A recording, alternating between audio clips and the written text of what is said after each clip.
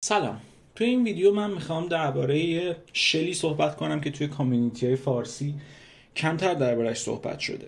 معمولا توی کامیونیتی های فارسی یا مثلا توی سرچ اول گوگل و این حرفا در مورد شلی که صحبت میشه، یه شلی که ما بخوایم روزمره ازش استفاده کنیم و بتونیم کانفیگش کنیم و قشنگش کنیم، این شکلی خوشگله و آیکون دار و فلان و این حرفاش کنیم و مثل یه بش دیفالت این شکلی نباشه.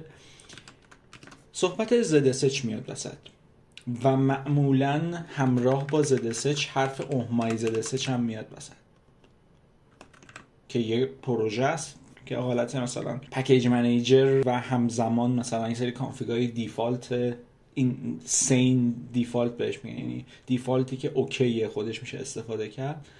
معمولا صحبت اینا میاد وسط که خب جادی درباره ZSH ویدیو داره، توی بلاگش هم هست که خب یه چند تا حالا خوبیای ZSH رو گفته و این صحبت. و داستانی که پیش میاد اینه که خب ZSH رو اگه استفاده کرده باشید میدونید که اول از همه با نصب کردن اومای ZSH خیلی کند میشه. ZSH خودش به خودی خود خیلی سریع و خیلی خوبه، با نصب کردن اومای ZSH کند میشه. من حتما احتمالاً آخر ویدیو یا حالا نمیدونم بعد از معرفی کردن این شلی که میخوام معرفی کنم که فیشه، احتمالاً کانفیگ ZSH خودم هم که قبل از چیز داشتم هم نشون میدم که با هم ببینیم که اگه ZSH میخوایم استفاده کنیم و فیش نمیخوایم استفاده کنیم چه جوری باید بریم جلو که بهتر باشه. fishshell.com رو که ما بریم، یه شله که با زبون میدرس، زبون راست نوشته شده و دیزاین شده برای اینکه یوزر فرندلی باشه اول از همه، در صورتی که ZSH دیزاین شده که POSIX کامپتیبل باشه. POSIX کامپتیبل یعنی چی؟ یعنی بتونه از سینتکس یونیکس، سینتکس شل های یونیکس، سینتکس SH، سینتکس بش پیروی کنه. ZSH طراحی شده برای اینکه در وهله اول به قولی اینجوری باشه و همزمان کانفیگوربل هم باشه، بشه که کارهایی توش کرد، کامپیلیشن داره و این هم. ولی فیش درست شده که اصلا اول از همه یوزر فرندلی باشه، اصلا POSIX کامپتیبل نیست، ولی درست شده برای اینکه یونیکس شل باشه. دقیقاً سینتکس های تقریبا همون جوری داره و یه چیز جالبی که داره اینه که ساجستشن انجام میده. مثلا اگه من بنویسم MPV میبینم که به من ساجست داده که از روی هیستوریم یه سری ساجست میده که مثلا من یه سری فیلمایی که دیدم رو دوباره بتونم ببینم. اگه سرچ کنم C3 میبینم که توی سرچ ها میتونم این چیزا رو، آخرین چیزی که با C3 زدم رو ببینم و این دیفالته، اصلا نیاز به پلاگین و این حرفا نداره. این قسمت reads your mind ساجستشن هیستوریش رو این شکلی شما میتونید دیفالت فکر کنم فعاله و میتونید استفاده کنید، خیلی خوبه. دیفالت ویم مود داره که ویم مودش هم خیلی خوبه. سی این داره، اگه ویم استفاده میکنید خیلی راحت میتونید از این استفاده کنید. و دیفالتش باز رنگیه، دیفالتش خیلی سینه، خیلی دیفالت اوکی داره، سین دیفالت داره و خیلی بهتون پیشنهاد میدم که این رو حتما نصب کنید و کانفیگ کنید و یاد بگیرید که چجوری باید کانفیگش کنید. یه چیز خیلی خوبی که داره یه چیزی به اسم ابریویشن. الان من یه ال بزرگ زدم با یه دونه اسپیس شد لس. ابریویشن ها تقریبا مثل الیاسان توی شلای پاسیکس که باعث میشن ما بتونیم یه چیز خیلی کوتاه بنویسیم تبدیل بشه به یه چیز بلندتر و این قابلیت خیلی خوبیه. مثلا ما ممکنه توی اوبونتو بیام بگیم که مثلا توی بش بگیم مثلا الیاس کن اینسو به سودو apt اینستال. اگه اوبونتو یا مثلا دبیان کار کرده باشید میبینید همین چیزی هست. مثلا الان که من آرچ لینوکس دارم میگم داش اس و اگه بخوام چیزی رو نصب کنم میگم مثلا اینس کن چه میدونم نئوویم، بعد پسوردامو میزنم میگه آپدیت و این حرفا.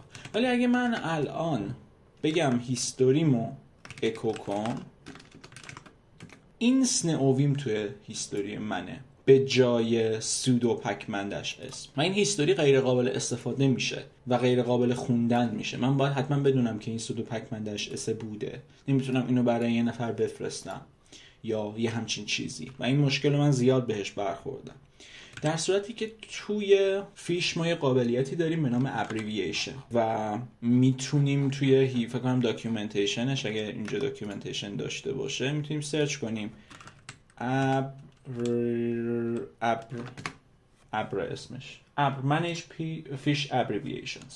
ابریوییشن ها اینجوری کار میکنن توی فیش. توی داکیومنتیشنش هم میتونید بخونید که من میتونم یه کامندی رو، یه استرینگی رو بگم که تبدیل بشه به یه استرینگ دیگه و میتونم بگم فقط موقعی که کامنده این شکلی بشه. مثلا من میتونم الان بگم که چه میدونم RG کن تریتو و less. این وقتی که من الیاس دارم توی بیرون از کامند نمیتونم همچین کاری باهاش بکنم و این یکی از خوبیاییه که ابریوییشن داره نسبت به مثلا الیاس و من میتونم این کار رو خیلی راحت این شکلی انجام بدم که با RG انجام دادم. یا مثلا فرض میکنیم میخوایم مثلا توریوم براوزر رو با مثلا یه همچین چیزی ران کنیم. من اینو مینویسم و میبینیم که اون سینتکس دلار ساین و این حرفا نداره. نیاز نیست حتما من اینو با کوتیشن بنویسم، حتی اگه اسپیس داشته باشه مشکلی پیش نمیاد براش و میتونم مثلا یه دو تا ابریوییشن دارم get the fuck out GTFO و همینطور STFW که خب اگه بدونید اینا چیه میدونید چیه دیگه و get the fuck out و خب خیلی این کار کردن رو آسون میکنه. مثلا git init نقطه رو با GI من دارم، کارگو بیلد ریلیز رو دارم، کارگو تست رو دارم، پای سرور دارم، پای تست دارم و همه اینا باعث میشه که من خیلی راحت تر بتونم با شلم کار کنم، بتونم سریع تر کار کنم. مثلا اینس رو که گفتم دارم، UPG دارم، اینس وای دارم، PQ دارم، آره PQ دارم، آره PQ و مثلا گیت چک اوت رو خودش مثلا پیشنهاد داره که ما هم داریم،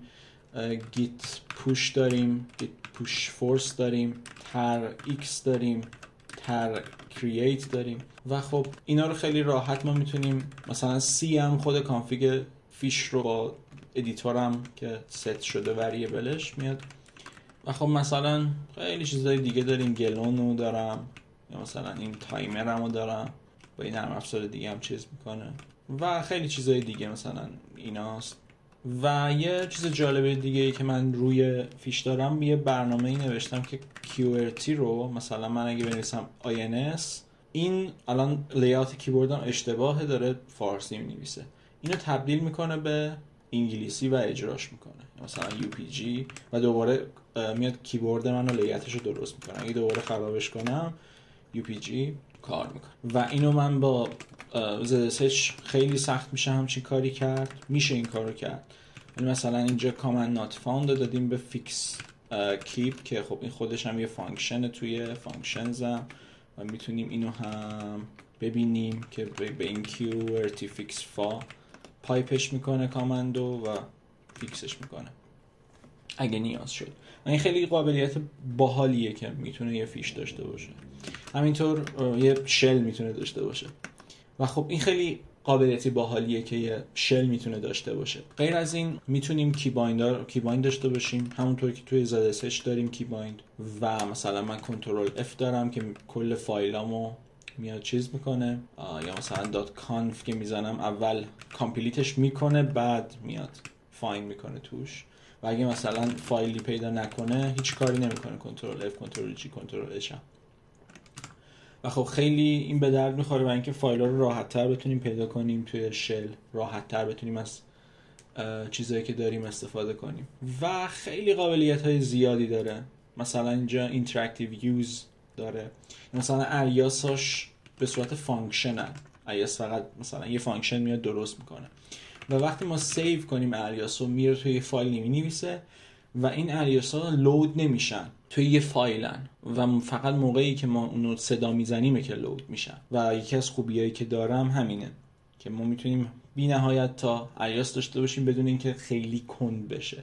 با اینکه خیلی سریع هم نیست استارتاپش، 20 میلی ثانیه است، ولی خب خیلی سریع تر از مثلا ZSH چیه که با اومای ZSH کانفیگ کردیم. و حالا که بحث اومای ZSH شد و من همه چیزایی که عاشقشونم توی فیش رو گفتم، همینطور مثلا استرینگ و جالبیش هم اینه که همه سینتکس هایی که داره من پیج داره، خیلی خوب داکیومنت شده، کامل داکیومنت شده و نیازی هم مثلا به این داکیومنت آنلاینش نداریم. همه چی معمولا سینتکس هایی که داره این شکلی اسمی هن همشون. مثلا میتونیم بگیم من ایف، فکر کنم توی بقیه شلا هم داریم همچین چیزیو. و اینجا مثلا گفته کاندیشن یا تست، ما میتونیم بگیم من تست و دوباره همه اینا رو خیلی راحت به ما همه چی رو گفته و میتونیم اینا رو بخونیم و یاد بگیریم چجوری استفاده کنیم. همینطور یه هلپ هم داره که اینو با HTML باز میکنه اگه اشتباه نکنم. و بله آفلاین همه این داکیومنتیشن ها توی کامپیوتر ما هست و HTMLش هم هست، میتونیم همین شکلی قشنگ مثل خود سایت بخونیم. با توجه به ورژن شلی که نصب داریم همه اینا رو میتونیم استفاده کنیم، بخونیم و این صحبت ها. و خب خیلی خوبه برای یوزج هم پاور یوزرها که خیلی زیاد از مثلا شل استفاده میکنن روزمره. تایپ رو میشه کمتر کرد، راحت تر کرد، مثلا این الو، مثلا اینسو، این حرفا. و میشه علاوه بر اینکه تایپ کمتر بشه میشه هیستوری رو آدمیزادی تر کرد، یعنی قابل خوندن تر کرد، یعنی یه دونه ال نداشته باشه. حتی اگه بشه این کار رو با الیاس کرد باید یه دونه الون وسط باشه، معنی خاصی نداره و این حرفا. و بحث سرعت هم که شد، برای اینکه سرعت ZSH بیشتر بشه، اگه هیچ کدوم از این قابلیت‌های باحالی که فیش داره کانوینستون نکرده، نتونست شما رو راضی کنه که سویچ کنید بهش و یاد بگیریدش و این صحبت‌ها، سخته دیگه. شاید خیلی وقت با پاسیکس شلا کار میکنید، نمیخواید سویچ کنید به فیش اینتراکتیو، یه سینتکس جدید یاد بگیرید، البته خیلی سینتکسش فرق نمیکنه.